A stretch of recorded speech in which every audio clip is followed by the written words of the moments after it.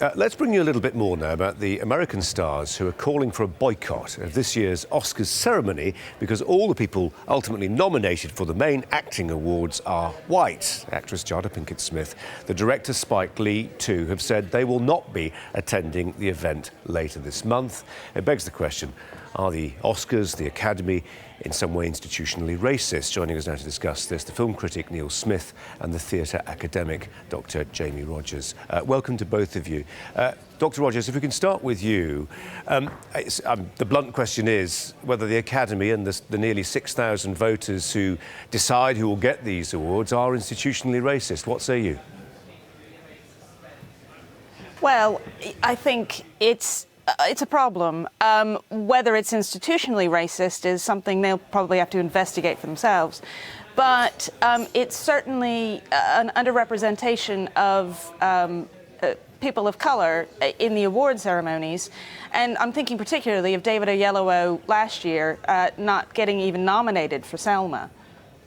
Yeah, I mean, Neil, I think I'm right in saying that of that nearly 6,000 voting Academy members, 94% are said to be Caucasian. They also tend to be older, so it may be reflecting all kinds of demographic trends. I mean, is there a problem in your view?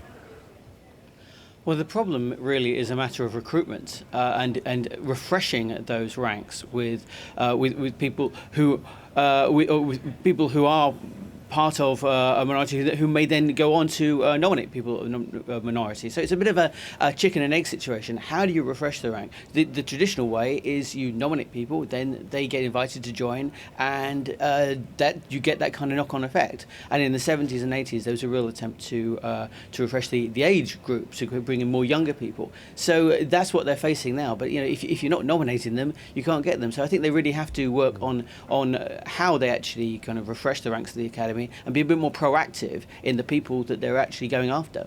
Because Dr. Rogers, I think you've done research suggesting that very oftentimes black actors they'll be cast as the supporting actor but rarely as the lead, and such, you know, when you think of films that stand out for not doing that, something like the most recent Star Wars film, for instance, it really quite jumps out at you. Yes, it does. When you think about my research was 1930 to the present day, and only 7 people of color have played Hamlet. So when you break that down, it's less than one actor of color a decade who's gotten to play the lead role in, you know, the classical canon. So. Part of the problem here, Neil, it could be argued, is that we're dealing with something that, by its very nature, is deeply subjective. You know, there's Jada Pinkett Smith saying Will Smith ought to have got something, or at least been nominated for Concussion. I know you're of the view that actually Will Smith may have been, maybe a fantastic actor. Concussion is not his best performance, so we shouldn't be surprised, ergo, that he doesn't get a nomination.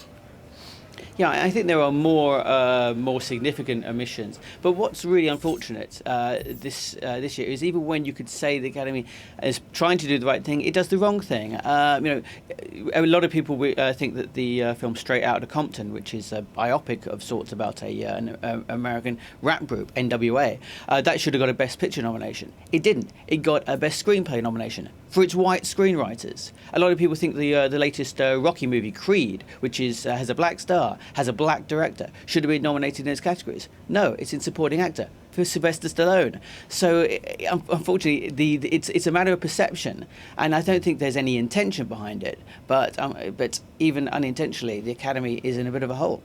Given all that, Dr. Rogers, what will a boycott actually achieve? Other than, we're talking about it. That's one thing. Yeah, I think that's a major thing. Is the conversations need to keep going about this. Over here, people like Act for Change are doing it. So this is a major, conversation starter, hopefully. And certainly the head of the Oscars has taken note of what's happening. Neil, if you have a system that encourages more positive discrimination, affirmative action, call it what you will, we have, at a brute level, that means one of those white actors is not going to get a nomination, so somebody has to forfeit that opportunity to really advance their career. So, yes, we're talking about people who might become winners, but there will be losers as a consequence of any changes. Exactly, and the real question is whether, if you're trying to correct historical injustice, are you going to create a present one? And I think that is the real issue. I think that you can make arguments about a whole bunch of actors, and maybe, who knows, maybe the solution could possibly be by having more nominees. They recently, not so long ago, they expanded the number of Best Picture nominees. Now it used to be 5, now it can only be between 5 and 10. Maybe that's a way forward, by having more Best Actor nominees, more Best Actress nominees. That may be a way of kind of breaking what seems to be a sort of invisible glass ceiling. Yeah, and you mentioned Best Picture, Dr. Rogers. Last year, three awards, including Best Picture, went to 12 Years a Slave. That suggested that the Academy was moving in a certain direction. This year we're talking about it moving a different one, it seems. Yes, it does. It's interesting that, I think from the American perspective, the Oscars tend to be cyclical. I remember Judi Dench not getting nominated for Mrs. Brown and then got nominated for Best Supporting Actress and won it, I believe, for Shakespeare in Love. So they tend to sort of sometimes do things later than they should be doing, giving recognition to people. And it's clear that there are a lot of excellent performances by film stars of colour, and they're not being recognised in the same way. OK. Jami Rogers, Neil Smith, thanks both very much indeed. Jane.